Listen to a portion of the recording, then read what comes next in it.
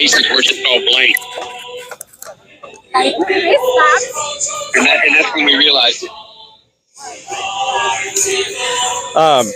Hey, brother, the producer just signaled me. Do you mind if we take it again from the top? Yeah, okay. Sorry about that. All right.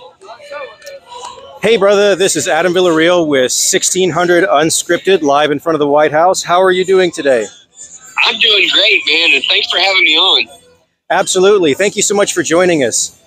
So our studio audience is very interested in the fact that you've told me that you are also a January 6er.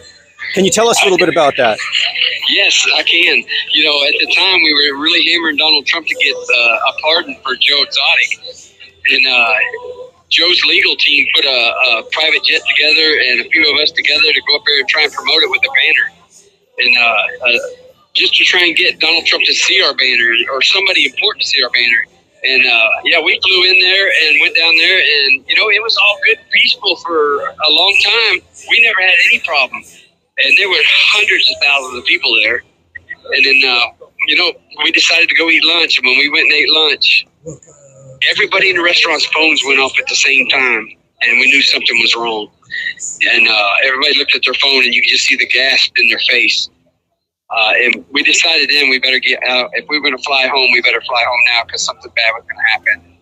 And that's when it all went south. So did you guys end up making it to the airport, or can you tell us a little bit about how that went down? We did. You know, we were headed to the airport, and I can't tell you how many hundreds of cop cars and black SUVs that passed us on the interstate going the opposite direction. So we didn't know the extent of how bad things were until we got on the plane. We finally made it to the plane, and we got on the plane, and that's where everybody started looking on their phones to see what was going on. And that's when we know it really went south real fast. So, but luckily we got out of there. What did it feel like watching that unfold all over the news and realizing that you just narrowly escaped all that chaos? You know, it was crazy because while we were there, everybody was peaceful. Everybody was friendly. Everybody was talking, getting along, just walking through the crowd. And personally, myself, I have never seen a crowd that large, and I've never been involved in a crowd that large. So that was a first for me. But I thought it was peaceful, and then to see what took place, it's like, holy crap, what went wrong? You know, what happened? Of course, now we know, you know, how it unfolded. So absolutely. In light of the new information that's come out by FBI Director Kash Patel that there was 2020 election interference by the CCP, what do you think, looking back after these 4 years of the persecution on television and in the media? You know, it's like you got to ask yourself, what are these people thinking that do this? You know, who stirs this pot? You know, who really aggravates all this and makes it happen? And then the people that follow them, of course, you know, there's people that were paid and everything else there. It's crazy in my mind to think that our political policies in the United States are to that extreme, that people will actually take money to go against their government and stir up a ruckus. How do you think it's affected you personally in hindsight, finding this information out now? Are you still affiliated with the Joe Exotic team? Oh, yeah, definitely. I still push to get Joe out. We're hammering real hard right now to get a pardon again. But, you know, after the January 6th thing, we had to look at it a little differently. I learned a lot from the January 6th thing, from talking to some senators and stuff like that since then. And the political environment is so, I want to say, tainted and almost evil. They don't really care about your problems and what you have going on if it doesn't affect them. And I've had senators tell me that it's not my problem, is what they say. And that's crazy to me, how they won't help citizens out that are being done wrong. You know, everybody's got their own opinion, but Joe didn't do nothing wrong that deserved 21 years in jail. He threatened to kill some lady. He didn't pay nobody to do that. He just threatened it. And the animal charges that he has on him is not animal abuse. It's from selling tiger cubs and moving tiger cubs and stuff like that. It is not animal abuse. And it's just crazy what the public thinks in that perspective. But yes, I talk to Joe all the time. We are pushing hard to get him out, and I hope this year's the year we're going to get him out. You know, earlier when we had Joe on the show, he had talked about Kamala Harris and the politicization a little bit about trying to get him into prison. Do you feel like there's a two-tier justice system in this country? We see some of the violence that went on during the LA riots and recently that spread out to cities like Dallas and around the country. How do you feel this contrasts with Joe just using words? You know, I think they go to extremes when they do that. I mean, they're paying these people to get out here and just cause riots. And if you go to jail, you get a bonus if you go to jail. It's nuts how they do that. It's definitely two-tiered. And here's the crazy part. Carol Baskin walked through Congress, passed the Big Cat Safety Bill, and got it passed, being a suspect in her ex-husband's disappearance. I don't see. I mean, that is crazy how they caved to her.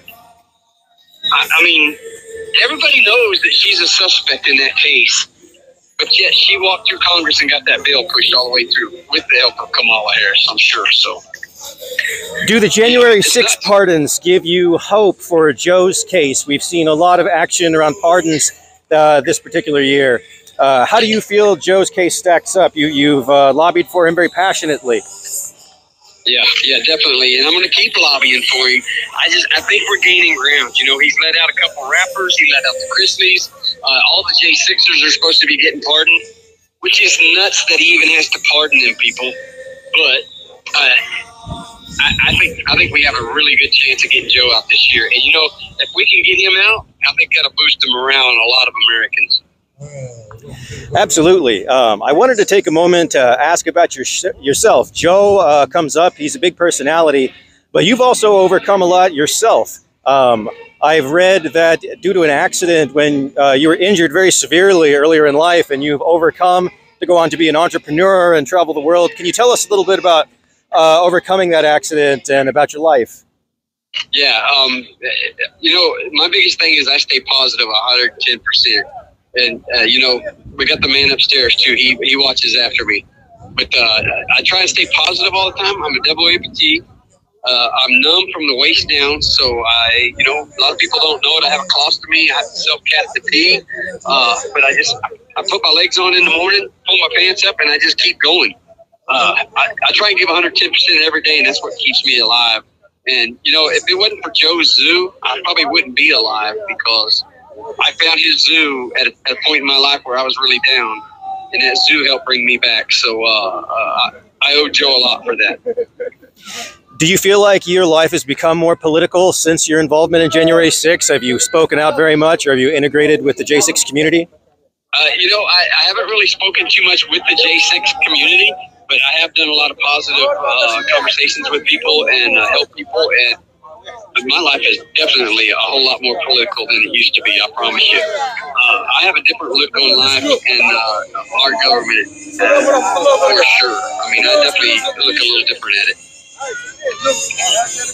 Well, I know that you're definitely a Trump supporter as we're advocating for Trump to get Joe out of prison. If you had any messages out there for the average American, people who just love the show and were entertained and comforted by it in this time of strife in the Middle East and economically, what would you tell people? Listen, people, stay positive.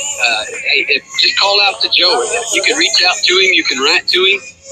We're going to stay positive to this, and I think we're going to get him out. And when we do, there's going to be a big party, I promise you. I think everybody will be excited if we can get him out.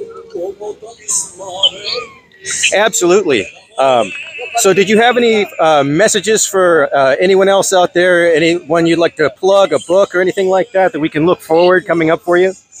You know, I can say this much. If and when we get Joe out, look for us because we are definitely going to be out there and doing interviews. I'm going to try and keep Joe under control and as far as not getting in trouble anymore. So, yeah, just John Reinke, Tiger King, Joe Exotic. You can look him up. Just follow us on Facebook, Instagram, X, all that good stuff. So, yeah, just keep an eye on us because we're fixing to make changes. Absolutely. Well, hey, thank you so much for joining us. If you have any last messages for anybody in the audience, now's the time. But thank you so much for joining us, John. John Reinke from the Tiger King. Nope. No problem, man. And listen, everybody, stay 110%. That's all you can give. One step at a time. Every day is a good day. Treat it like it's your last. Love y'all. Hey, thank you very much, sir. Thank you. That was another episode of 1600 Live Unscripted in front of the White House. We'll see you next week.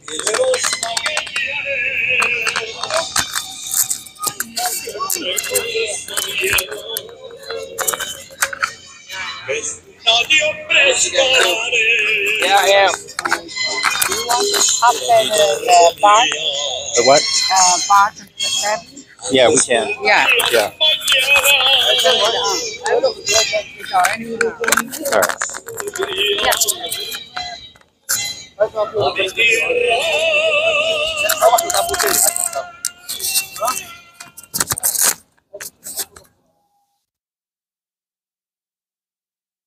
All right.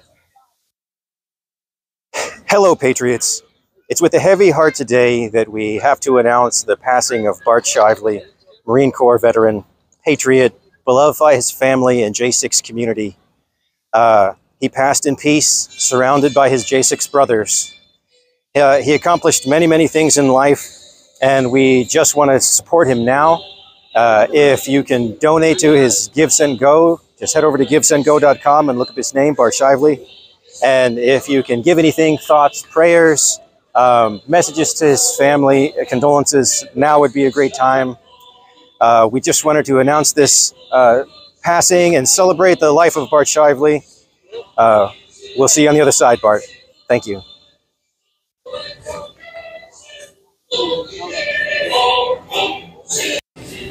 So, thank you, Patriots. We will see you next Monday. Thank you, Lala.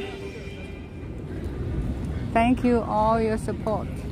Welcome Joshua, how are you? Nation's capital, Gigi, Washington, Darling. Now, in case y'all want Thank to you, know, Matt. all Oh, of the miss you shade guys. is on this side over here. Okay, we will All see right? you That's exclusive to the White House. next In the shade Monday. over there. On the other side, Okay, to my right, bye-bye. that's where all the sun is. Okay, so if you're looking for a shady area in the park, you need to come on this side.